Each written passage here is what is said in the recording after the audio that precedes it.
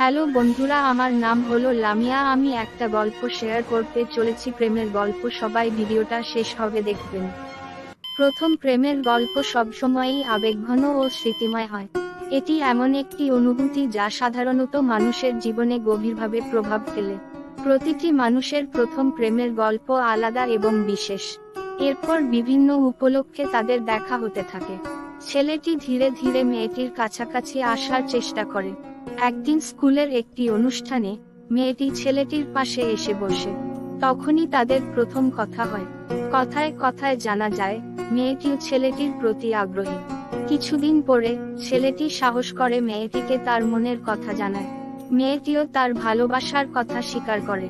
তখন থেকেই শুরু হয় তাদের একসঙ্গে পথচলা, যা ধীরে ধীরে গভীর বন্ধনের রূপ নেয়।